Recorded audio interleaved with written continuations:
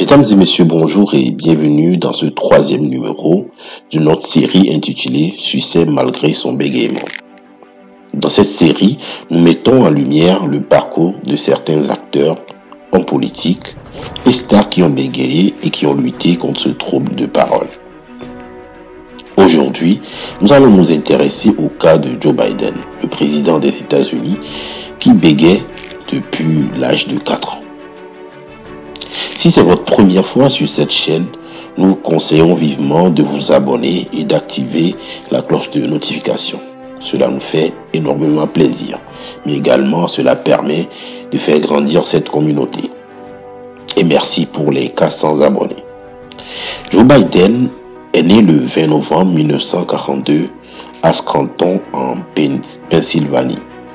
Il est le fils aîné d'une famille catholique irlandaise modeste. Il a 2 frères et une sœur. Il grandit dans un environnement où la parole est importante, que ce soit pour raconter des histoires, faire des blagues ou débattre de politique. Mais Joe Biden a du mal à s'exprimer. Il bégait, ce qui lui vaut des moqueries de ses camarades de classe et de ses professeurs. Il se sentait humilié, isolé et inférieur aux autres. Pour vaincre son bégaiement, Joe Biden va développer plusieurs stratégies. La première est de réciter des poèmes devant un miroir, en marquant le rythme avec sa main. Il choisit notamment des poèmes irlandais comme The Lake Isle of Innisfree de William Butler Yeats. Il s'entraîne ainsi à contrôler sa respiration, son articulation et son intonation. Il apprend aussi à éviter les mots qui lui posent problème, comme ceux commençant par la lettre P. La deuxième stratégie qu'il a utilisée est de s'impliquer dans les activités qui lui donnent confiance en lui, comme le sport, le théâtre ou le débat. Il devient un bon joueur de football américain, un acteur talentueux et un orateur persuasif. Il se fait des amis, il séduit les filles et il se fait remarquer par ses professeurs. Il découvre alors qu'il a du charisme, de l'humour et du leadership. La troisième stratégie, qui est aussi importante, qu'il a utilisée, est de s'appuyer sur le soutien de sa famille, de ses amis et de son orthophoniste.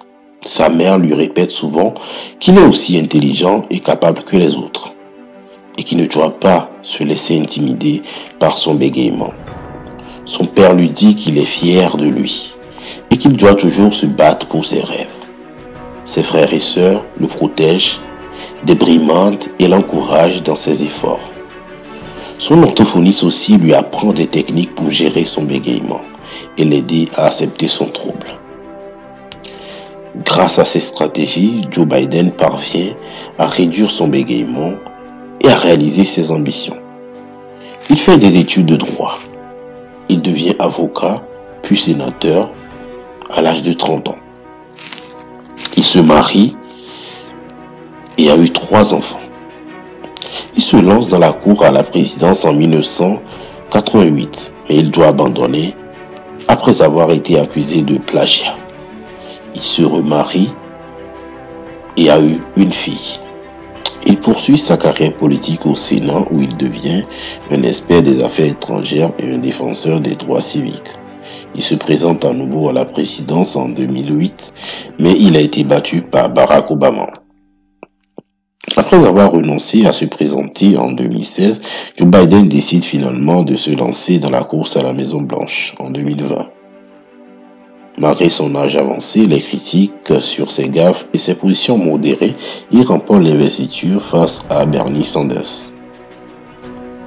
Le 7 novembre 2020, après 4 jours de suspense, Joe Biden est déclaré vainqueur de l'élection présidentielle avec plus de 80 millions de voix et 306 grands électeurs. Il devient ainsi le 46e président des États-Unis et le premier à avoir un bégaiement. Dans son discours de victoire, il s'adresse notamment aux enfants qui bégaient, en leur disant qu'ils peuvent accomplir tout ce qu'ils veulent. Il cite aussi un vers du poème The Queen of Troy de Samus Honey.